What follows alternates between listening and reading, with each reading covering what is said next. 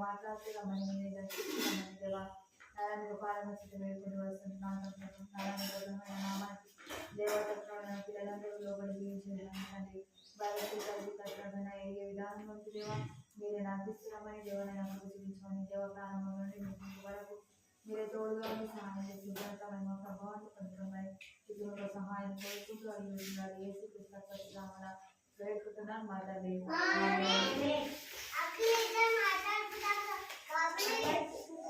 మాట్లాడాలి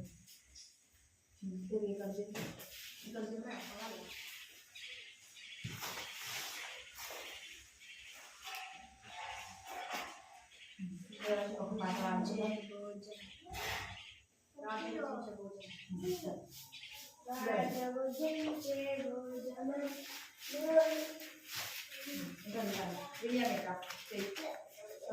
అదంతా పాట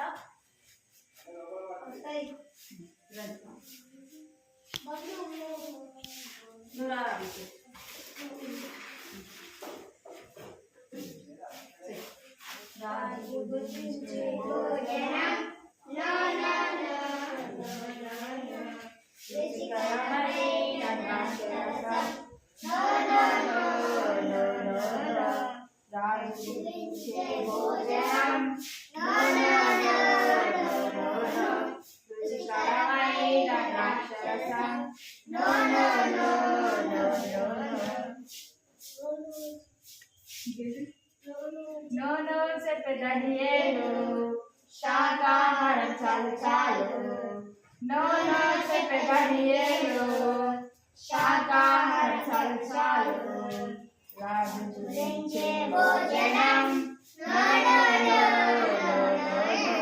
రుచికరమైన ద్రాక్షరసం రాజు గురించే భోజనం రుచికరమైన ద్రాక్షరసం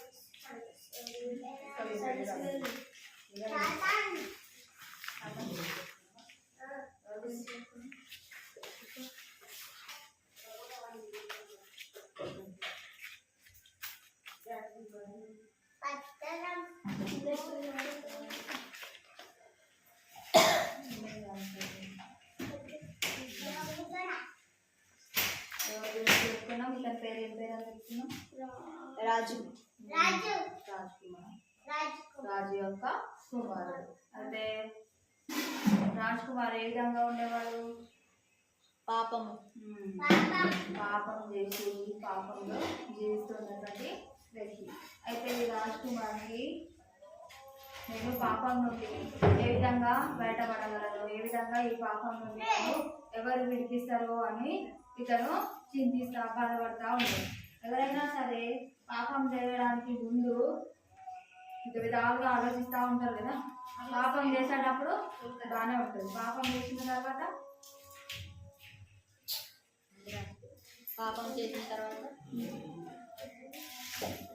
చేదుగా మారిపోతూ ఉంటుంది, జీవితం మొత్తం కూడా వినాశకరంగా మారిపోతూ ఉంటుంది. అయితే ఇతను పాపంలో ఉండి పాపము ఇతన్ని నరకం వైపు లాగుతూ ఉన్నది. ఎప్పుడైనా సరే పాపం చేసేటువంటి వ్యక్తి మంచిగా ఆలోచిస్తాడా? పాపం అంటే ఏంటిది? ఆజ్ఞాతిక్రమమే పాపము. దేవునికి విరోధంగా మనం ఏది చేసినా కూడా అది పాపమే. దేవునికి విరోధంగా చెడు తలంపులు కానీ, లేదంటే అబద్ధ మాటలు కానీ, లేదంటే ఎవరినైనా మోసం చేయడం కానీ, ఏదైనా సరే దుర్నీతిగా ఆలోచించడం కానీ, ఎవరితోనైనా దుర్భాషలు ఆడడం కానీ, ప్రతిదీ కూడా పాపమే. అలాంటప్పుడు మరి మనము పాపంలో జీవించకుండా, దేవుడు నీతిమంతుడు న్యాయవంతుడు కాబట్టి దేవునికి తగినట్టుగా మనము జీవించాలి. పాపం చేసే ప్రతి వాడు దేనికి దాసుడు? పాపానికి దాసుడు. పాపం చేస్తున్నటువంటి ప్రతి ఒక్కరము కూడా పాపానికి లోబడే ఉంటాం. దేవునికి లోబడి ఉంటామా? దేవునికి లోబడి ఏమాత్రం కూడా ఉండదు. దేవునికి లోబడి ఉండాలి అని అంటే దేవునికి తగినట్టుగా మనము ఉంటేనే దేవునికి లోబడి జీవిస్తాం.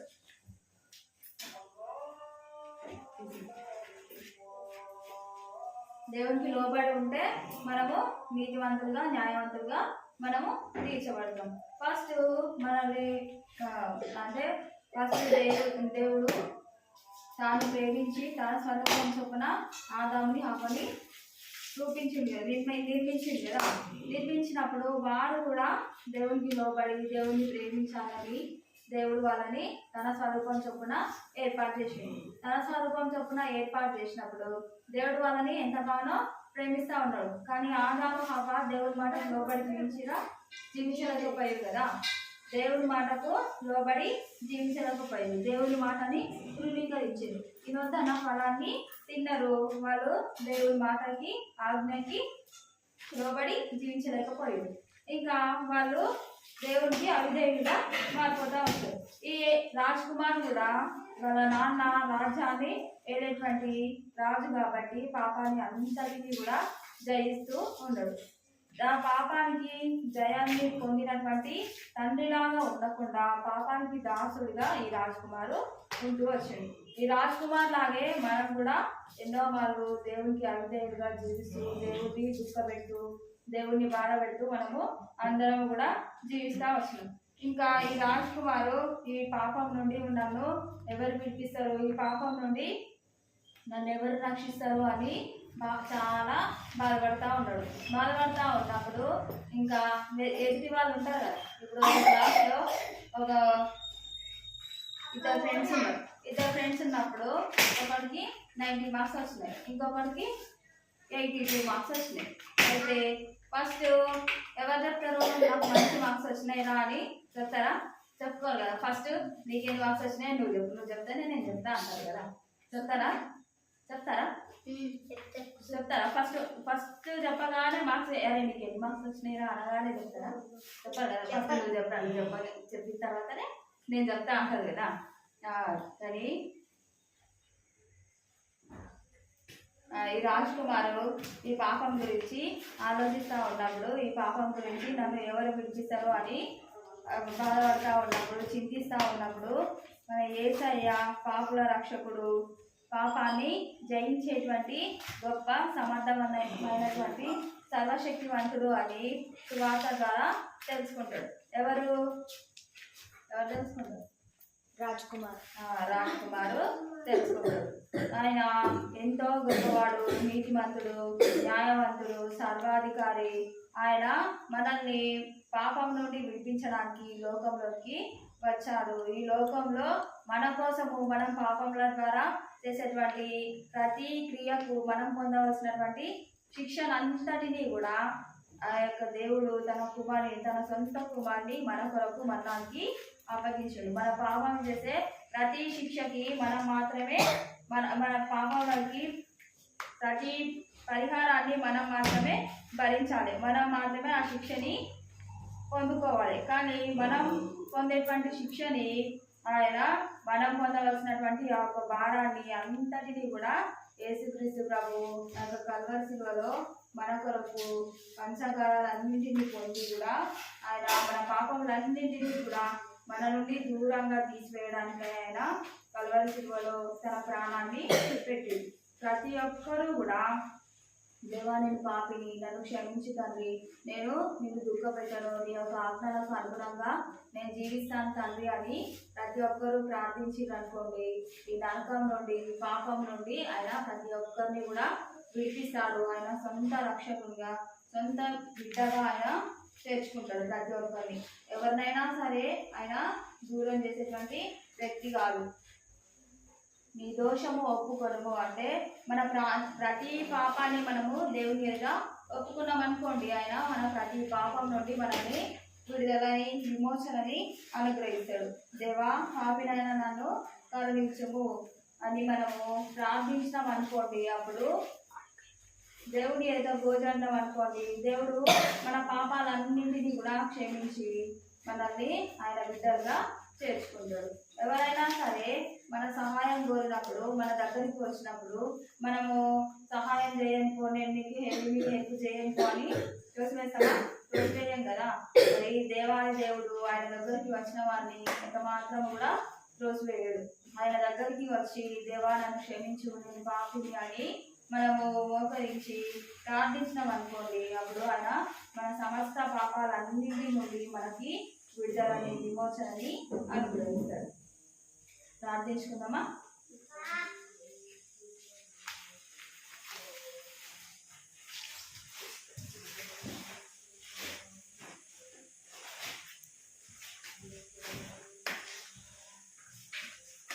ప్రార్థించుకోండి. ప్రార్థన చేస్తున్నాం.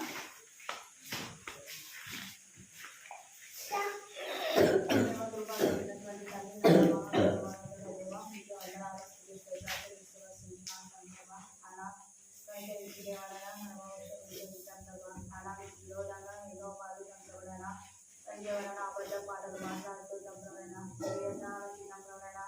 ఎవరైనా ఎన్నో వాళ్ళు తంత్రమైనా దుఃఖ పెట్టిన వారంగా ఎవరైనా ఎవరైనా పాపలం దేవా ఐదేవం తంత్రమైనా ఆరోగ్యం దేవ తంత్రమైనా నామంలో తంత్రమైనా నిమిషమైన వారికి పాటల చెట్టాన్ని వేసుకుని వస్తున్నాను.